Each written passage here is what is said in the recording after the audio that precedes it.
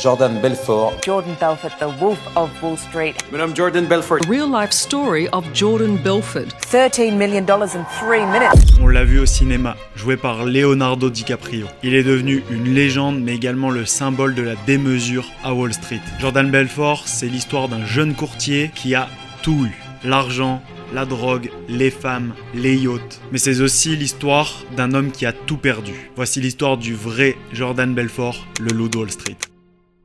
Jordan Belfort est né à New York dans une famille modeste et très jeune, il est attiré par l'argent, les voitures et le pouvoir. Et il commence comme vendeur de viande et de fruits de mer. Mais en 1987, il rentre à Wall Street et il devient courtier chez LF Rothschild. Et c'est là qu'il découvre la frénésie du trading, la compétition et la commission. Et il est bon, très bon. Mais quelques mois plus tard, le krach de 1987 le met dehors. Et c'est à ce moment-là qu'il décide de faire les choses à sa manière. Et c'est en 1989 qu'il va créer sa propre société, Stratton Oakmont.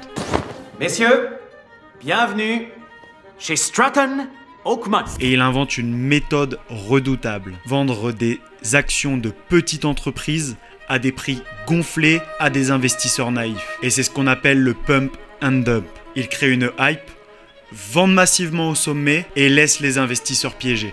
Robert Sherrin se laisse griser par les promesses de gains rapides. Il investit d'abord $11 000 dans des actions qui se révèlent lucratives.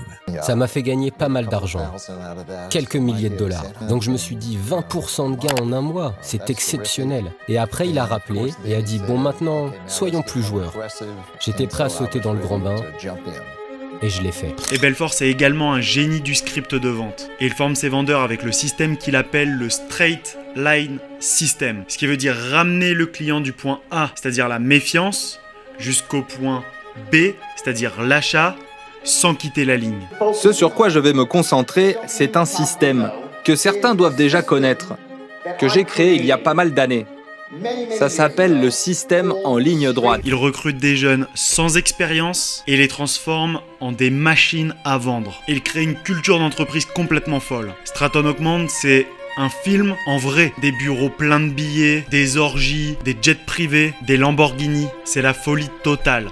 À tel point qu'il lance réellement des nains sur des cibles. Et Jordan Belfort gagne jusqu'à $12 millions en une journée. Tu gagnes combien?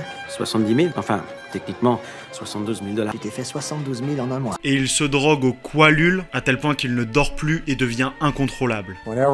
Dès que je le voyais, il était perché. Il était toujours sous drogue, c'était fou. La dernière fois que je l'ai vu, ses yeux lui sortaient de la tête, il planait toujours. Mais derrière toute cette image de succès, la SEC commence à s'intéresser à lui. Parce qu'au travers de tout ça, il ne vendait pas juste des actions, il vendait certaines illusions. Et c'est dans les années 90 que le FBI et la SEC enquêtent. Stratton Oakmont manipule les marchés, vole les investisseurs et les preuves sont en train de s'accumuler. Et c'est en 1999 que Jordan Belfort est arrêté. Il est accusé de fraude boursière, de blanchiment d'argent, de manipulation de titres. Il plaide coupable et accepte de coopérer. Et il balance même ses anciens associés. À la fin de la journée d'interrogatoire, il a plaidé coupable, non seulement pour le blanchiment d'argent, mais aussi pour toutes les fraudes commises par Stratton Oakmont.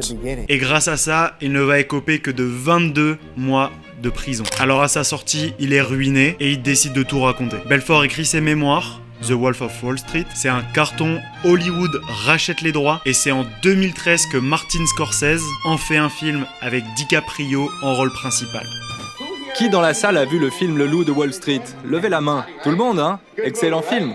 Aujourd'hui, Jordan Belfort est coach de vente, conférencier et entrepreneur. Mais il doit encore rembourser des millions à ses victimes et son image reste floue. Génie ou manipulateur, repenti ou opportuniste. L'histoire de Jordan Belfort, c'est celle d'un génie du storytelling et de la vente, mais aussi d'un homme dévoré par l'ego, l'adrénaline et le besoin de dominer. Il a surfé sur les failles d'un système et il a prouvé qu'avec assez de charisme, on peut vendre même du vent tant que ça brille. Dis-moi en commentaire ce que tu penses de cette histoire et si tu veux d'autres portraits de figures marquantes de la finance, abonne-toi. Et si tu veux apprendre à trader sérieusement sans illusion, je t'attends dans mon groupe Telegram qui se situe en description. Ciao, c'était Vivien.